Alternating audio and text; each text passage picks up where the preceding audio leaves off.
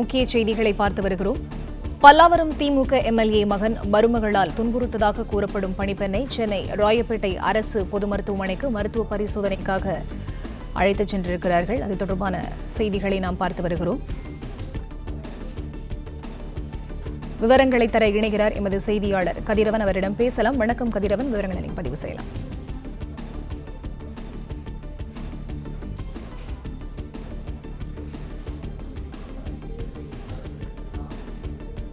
மதிவாணன் மற்றும் மெர்லின் அவர்களின் வீட்டில் பணி செய்த பணிப்பெண் 18 வயதான பணிப்பெண் அவர்களால் சித்திரவதை செய்யப்பட்ட வழக்கு தொடர்பாக மருத்துவ பரிசோதனைக்காக தற்போது ராயப்பேட்டை அரசு மருத்துவமனைக்கு அந்த இளம்பெண்ணானது அழைத்து வரப்பட்டிருக்கிறார். பொது மருத்துவம், அறுவை சிகிச்சை, எலும்பு முறிவு மருத்துவர்கள் இளம்பெண்ணிடம் பரிசோதனை செய்து இருக்கிறார்கள். 7 பேர் கொண்ட மருத்துவ குழுவானது இதற்காக அமைக்கப்பட்டிருக்கிறது.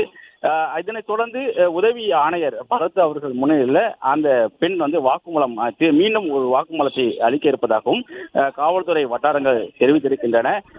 ஏற்கனவே கடந்த 16ஆம் தேதி இந்த இளம்பெண் கொடுத்த புகாரின் அடிப்படையில் 18ஆம் தேதி 6 பிரிவின் கீழே திருவான்மியூர் போலீசார் வழக்கு பதிவு செய்து விசாரணைகள் மேற்கொண்டு வரக்கூடிய நிலையில நேற்று கருணாநிதி திமுக பல்லாவரம் எம்எல்ஏ இருக்கக்கூடிய கருணாநிதி வீட்டிலும் 3 மணி நேரத்துக்கு மேலாக போலீசார் விசாரணைகள் நடத்திய நிலையில்தான் தற்போது அந்த பெண்ணை மருத்துவ பரிசோதனைக்கு உட்படுத்தப்பட வேண்டும் என்று காவல்துறை கேட்டுக் கொண்டதற்கு இணங்க மதுரையிலிருந்து பாதுகாப்பாக அந்த பெண்ணானது அழைத்து வரப்பட்டு தற்போது ராயப்பேட்டை அரசு மருத்துவமனையில் மருத்துவ பரிசோதனைக்காக அவர் மருத்துவமனைக்கு அழைத்து வரப்பட்டிருக்கிறார். அவரிடம் மருத்துவர்கள் 7 பேர் கொண்ட மருத்துவ குழு அமைக்கப்பட்டு அவரை முழுவதுமாக சோதனைகள் மேற்கொள்ள இருக்கிறது. குறிப்பாக அந்த இளம்பெண் கடுமையாக சித்திரவதை செய்யப்பட்டதாக குற்றச்சாட்டுகள் முன்வைக்கப்பட்டு அது தொடர்பாக தான் புகார்கள் வழங்கப்பட்டன.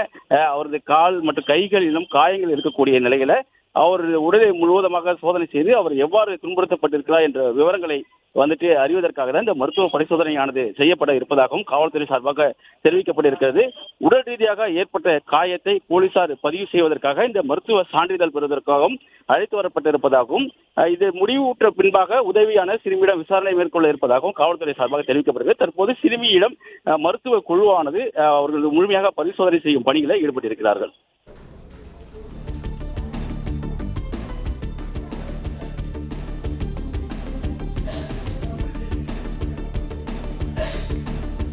விவரங்களுக்கு நன்றி கதிரவன்.